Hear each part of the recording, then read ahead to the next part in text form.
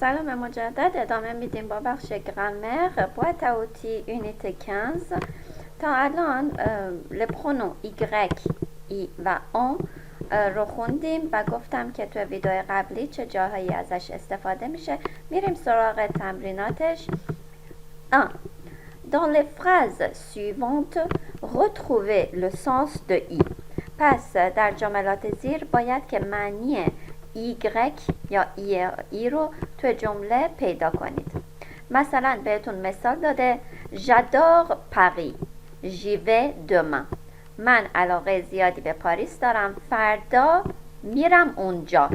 پس کجا میره؟ Je vais demain à Paris. فردا میرم پاریس. پس à Paris جایگزینش شده چی؟ ایگرک. Numéro 1. J'ai un appartement en banlieue. J'y habite depuis 15 ans. گفتیم که هر وقت که حرف اضافه دیدید مثل en, à, sur, dans هر کدوم از اینها رو که دیدید میدونید که باید جایگزین گروه اسمی که بعد از اون میاد حرف اضافه به علاوه اسمی که بعد از حرف اضافه میاد که کلن میشه گروه اسمی جایگزینش میشه ایگرک. پس ایگرک اینجا جایگزین آن بانلیو هستش.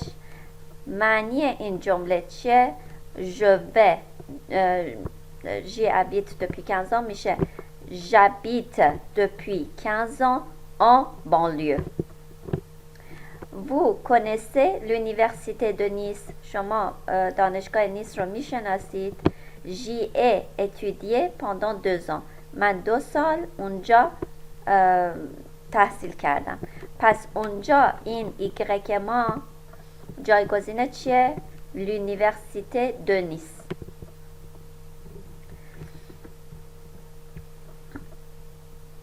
میشه j'ai étudié 2 ans à l'université de Nice. Ma femme aime beaucoup la campagne. Elle y va tous les week-ends.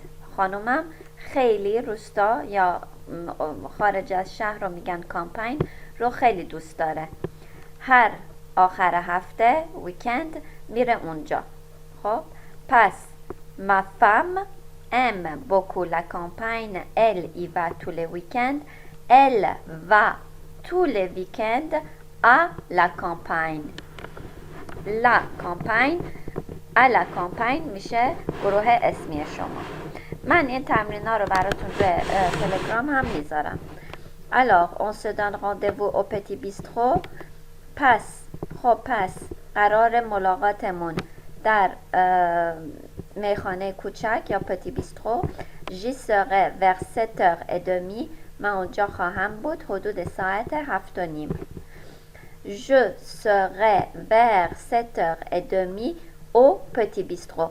au petit bistrot میشه گروه اسمی شما که جایگزینش ایگرک بوده. Numéro 2.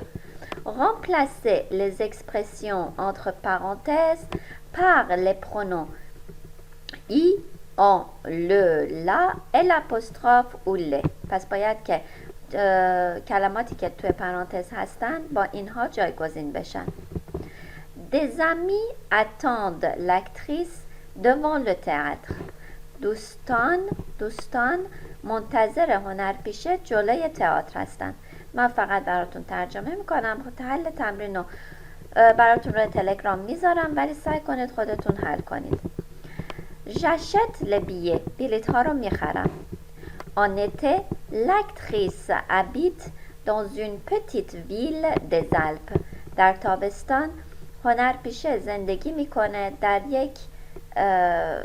در یک شهر کوچیک در آلپ. کوههای آلپ رو میگن آلپ دیگه، کوههای آلپ. پس در تابستان هنرپیشه در یک شهر کوچیک در آلپ زندگی میکنه. Les acteurs parlent de leur stage d'été. هنرپیشه ها درباره دوره کارآموزی تابستونیشون صحبت میکنند. Elle passe l'hiver à Paris. زمستونو در پاریس میگذرونه. Elle pense souvent à son travail, mais elle ne parle jamais de son travail. او اکثرا به کارش فکر میکنه اما هرگز درباره کارش حرف نمیزنه. دقت کنید که هر جا که ا، آن، سور، دان اینها رو دیدید باید که جایگزینش چی باشه؟ ایگرک. و هر کجا که گروه اسمی شما با حرف اضافه دو بود باید جایگزینش باشه چی؟ آ. Elle joue souvent au tennis avec des amis. او اکثرا با دوستاش تنیس بازی میکنه. Elle déjeune au café du théâtre tous les jours. او هر روز در قهوه خانه تئاتر نهار میخوره. بریم بخش بعدی گرامر. Bien ou mieux. Bien ou mieux اینو قبلا خوندیم و کار سختی اصلا نداره. توی زبان فارسی و اینو خیلی راحت میتونید متوجه بشید. یکیش خوبه یکیش بهتره. C'est bien de prendre le bus. خوبه آدم اتوبوس سوار شه. Non, c'est mieux de prendre le métro. نه بهتره سوار مترو شد. On mange bien chez Martine, mais on mange mieux chez Annie. پیش مختین خوب میخوریم ولی خونه پیش انی یا خونه انی بهتر میخوریم. Jean parle bien français, mais David parle mieux que lui. ژان خوب فرانسوی صحبت میکنه اما دوید بهتر از او. میو که یعنی بهتر از. هر جا که بعد از یکی از این قیدها دیدید یعنی از. mieux, bien et mieux s'emploient toujours avec un verbe. Ce sont des adverbes. bien et mieux همیشه با فعل استفاده میشن و قاطی نکنید بین bien, mieux, bon و meilleur. وقتی که ما این درس رو خوندیم قبلا با هم دیگه توی صفات عالی و صفات تفصیلی اینا رو با هم دیگه خوندیم. bien یه قیده. صورت تفصیلیش میشه mieux. bien میشه خوب، میشه بهتر. بهترین میشه le mieux. قید دیگرش هست bon که صورت تفصیلیش میشه meilleur و صورت عالیش میشه le meilleur. بهترین. خوب، بهتر، بهترین. ولی اینا رو قاطی نکنید. وقتی که از bon استفاده میکنید صفت تفصیلیش میشه meilleur و bien mieux. وقتی که یه چیز خوشمزه باشه یا خوب باشه از bon و اگر چیزی خوب باشه، حالا تو فارسی دوتاش یکیه ترجمهش، ولی وقتی که میفته تو جمله شما بهتر متوجه میشید. مثلا میگید c'est bon. براتون اینجا بنویسم مثلا les classes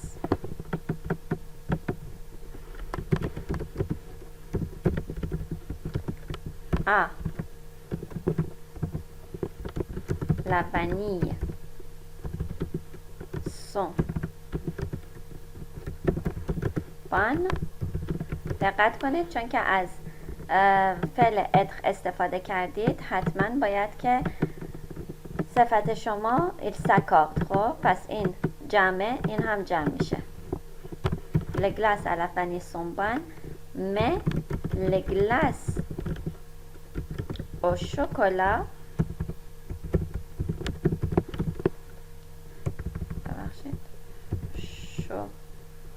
chocolat sont meilleurs. دوباره اس جمع رو فراموش نکنید. ولی میگیم چی؟ میگیم c'est bien de marcher.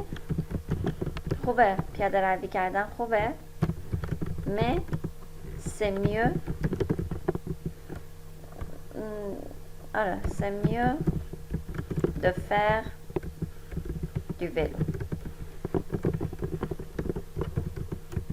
یا c'est bien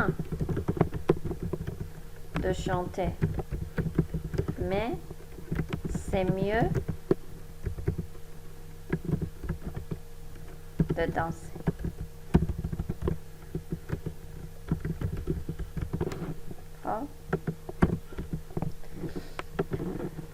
این هم از این. بریم سراغ تمریناتش. توی این قسمت تمرین نیمرو 3 باید که همونطوری که توی پرانتز براتون کلماتی گذاشته جمله ها رو درست کنید. مثلا cette année la saison touristique est bonne. توی پرانتز گذاشته l'année dernière. cette année la saison est bonne. Elle est meilleure que l'année dernière. امسال فصل خوبیه، بهتر از فصل سال پیشه، بهتر از پارساله. در واقع درباره فصل توریست صحبت میکنه. numéro 1 les films sont bons. فیلم ها خوبن. l'année dernière les films sont bons. ils sont meilleurs que l'année dernière. من براتون ترجمه میکنم. حل تمرینا رو میذارم روی تلگرام، برای سعی کنید خودتون هم حلش کنید. en été on roule bien. در فصل تابستان خوب میرونیم. و تو پرانتز نوشته en hiver. در زمستان. numéro 3 maintenant on parle bien français. il y a 6 mois. حالا خوب فرانسوی صحبت میکنیم. 6 ماه پیش. یعنی باید بگید بهتر از 6 ماه پیش صحبت میکنید. ce restaurant est bon. le café du théâtre. این رستوران خوبه. قهوه خونه تئاتر. les étudiants écrivent bien. le mois dernier. دانشجوها خوب می نویسن. ماه پیش. c'est une très bonne agence. l'agence soleil et voyage. آژانس خیلی خوبیه. آژانس آفتاب و مسافرت. بریم بخش بعدی گرامرتون. خیلی خیلی راحته. oui و si. وقتی شما از سی استفاده می کنید یعنی چرا.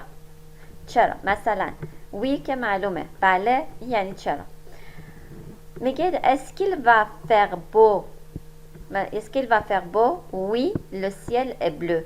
non il va pleuvoir. آیا هوا خوب خواهد بود. بله آسمون آبیه. نه بارون خواهد بارید. مثلا میگید که est-ce que tu viens chez moi. میای خونه من. oui à 15 heures. بله ساعت 3 بعد از ظهر. est-ce que tu aimes manger des pommes de terre. مثلا سیب زمینی دوست داری بخوری. oui j'adore les pommes de terre. j'aime les frites. بله مثلا من سیب زمینی یا سیب زمینی سرخ کرده دوست دارم. ولی مثلا تو خود فارسی مثلا میگیم که خونه من نمیای. نه چرا میام خونه‌تون. tu vas pas venir chez moi. non si je vais venir chez toi. اگر که جمله رو با حالت منفی دارید میگید، جمله خبری منفی سوالی منفی، میتونید که با سی برای تاکید برای مثبت بودن جواب بدید. امروز هوا خوب نخواهد بود. نه چرا هوا خوب خواهد بود. امروز مثلا فردا نمیریم سینما. نه چرا میریم سینما. خب demain on va pas au cinéma. non si on ira au cinéma. خب یا on va aller au cinéma. میتونید هم از فیتور هم از فیتور پراش استفاده کنید. بریم تمریناتش رو ببینیم. میگه numéro 1 من براتون شماره 1 رو حل میکنم، بهتون میگم از 2 به بعدش سعی کنید خودتون حل کنید. حل تمرینات رو براتون میذارم روی تلگرام. vous n'êtes jamais allé en vacances de neige. vous شما هیچ وقت تعطیلات زمستونی یا تعطیلات دیگه vacances de neige میشه تعطیلات زمستونی نه برفی. خب تعطیلات زمستونی نرفتید شما. quand j'avais 10 ans ou 11 ans وقتی که 10-11 سالم بود. میگه سی چرا. quand j'avais 10-11 ans چرا وقتی که 10-11 سالم بود رفتم. tes amis n'ont jamais visité le Louvre. دوستات هرگز از موزه لوور موزه است دیگه، از لوور بازدید نکردن. l'année dernière پارسال. vous avez vu le dernier film de Fanny Ardant. آخرین فیلم فنی اردان رو دیدید. la semaine dernière هفته پیش. tes parents n'habitent pas dans l'appartement avec terrasse. والدینت زندگی نمی کنن توی آپارتمان که بالکن داره depuis 3 ans 3 سال پیش از 3 سال پیش vous n'êtes pas allé chez Claude dans sa maison de banlieue شما نرفتید خونه کلود خونه که توی خارج از شهر داره حومه شهر میشه بانلیو دیمانش درنیه یک شنبه پیش شماره 4 رو اگر حل نکردم برای که کار کلاسیه میگه که à deux composer des dialogues selon le modèle donné دو نفری باید که اینو حل کنید مثل نمونه vous voulez des abricots madame oui je veux bien hier j'en ai acheté mais ils n'étaient pas bons est-ce qu'ils sont meilleurs ah oui ils sont très très bons پس این خانمه آمده زردالو بخره میگه که خانم شما زردالو میخواین میگه بله میخوام دیروز خریدم ولی خوب نبودن امروز بهترن میگه بله خیلی خیلی خوبن vous voulez des oranges اورانژ میشه پرتقال ببخشید میشه پرتقال non j'en prends pas aujourd'hui نه امروز ور نمیدارم اینجا آمده به جای چی اورانژ اگر یادتون نیست برید ویدیوشو ببینید j'en ai encore هنوز دارم ازش je voudrais des tomates گوجه فرنگی میخوام 1 کیلو 1 کیلو non un peu moins d'un kilo یه ذره کمتر از 1 کیلو باید یه چنین متنی درست کنید تو کلاس بازی کنید بخش گرامر شما تموم شد میریم سراغ خود درس تا ویدیو بعدی خدا نگهدار